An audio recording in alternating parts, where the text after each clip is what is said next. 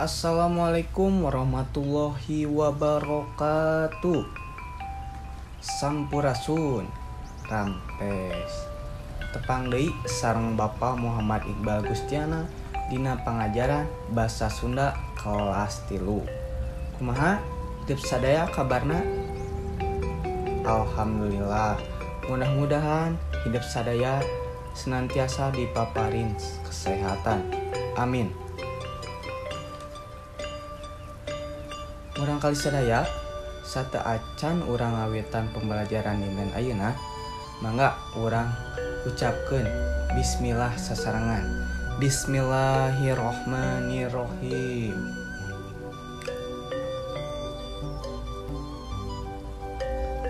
Urang kali sadaya dina pangajaran basa Sunda dinten ayeuna urang bade diajar pangajaran hiji ngeunaan mikanyaah sasatoan jeung tatangkalan. Nah, di dieu aya kompetensi dasar anu kedah hidup capai dina pembelajaran basa Sunda dinten ayeuna. Kade 3.1 nyaeta memahami isi teks pupuh tentang menyayangi hewan dan tumbuhan. 4.1 melantunkan pupuh tentang menyayangi hewan dan tumbuhan. Urang kali sadaya sateuacan urang diajar leuwih jauh ngeunaan mikanyaah sasatoan jeung tatangkalan. Di dieu Bapa bade masihan terang haon hartosna mikanyaah, hartosna sasatoan jeung hartosna tatangkalan. Mikanyaah hartosna nyaeta mika deudeuh atanapi menyayangi. Salajengna sasatoan hartosna binatang. Terakhir tatangkalan hartosna tutumbuhan atanapi pohon. Janten mikanyaah sasatoan jeung tatangkalan teh nyaeta hartosna menyayangi binatang dan tutumbuhan atanapi pepohonan. Janten ukituna hidup sadaya kedah terang cara ngeunaan menyayangi binatang dan tumbuhan. Dieu Bapa bade masihan terang ngeunaan cara mikanyaah sasatoan jeung tatangkalan. Di dieu cara mikanyaah sasatoan.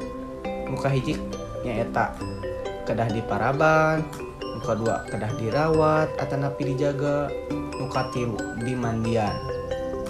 Salajengna cara mikanyaah tatangkalan atanapi tumbuhan. Muka hiji nyaeta kedah dirawat atanapi dijaga, nuka 2 kedah dicebor, nuka 3 kedah digemuk. Nah, eta sababaraha cara anu umum ngeunaan cara mikanyaah sasatoan sareng tutumbuhan. Kukituna pami hidup tos terang ngeunaan cara mikanyaah sasatoan jeung tatangkalan. Nyata hidup kedah tiasa ngaaplikasikeunna di bumi. Artos alhamdulillah, mudah-mudahan hidup sadaya ngartosnya. Lajeng di dieu hidup kedah ngaregepkeun pupuh pucung. Pupuh nyaeta wangun ugeran tradisional dari basa Sunda, dari daerah Sunda. Di dieu mangga hidup cobi baca pupuh pucung nu aya dina video ieu.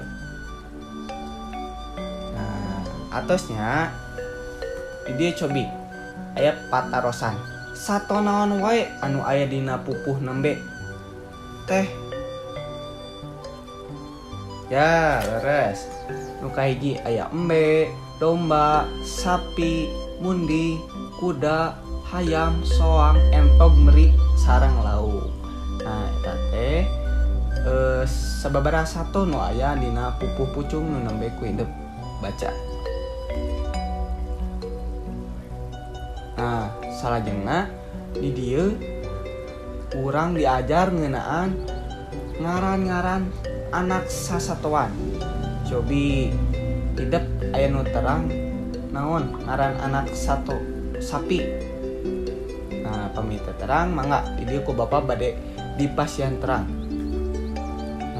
Ieu aya sababaraha nami anak atanapi ngaran-ngaran anak sasatoan, mulai dari tina anak embe aya ceme, anak sapi nyata pedet, dugi ke anak ucing disebatna bilatung.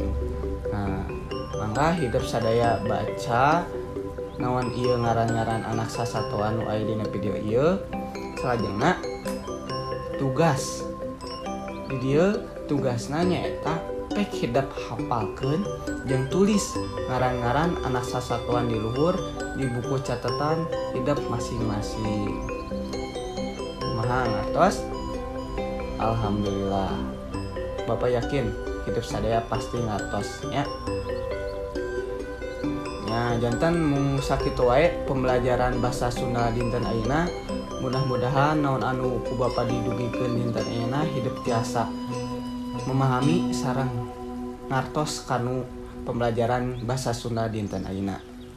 Mung sakitu wae pembelajaran basa Sunda dinten ayeuna ditutup wae. Wabillahi taufiq wal hidayah. Wassalamualaikum warahmatullahi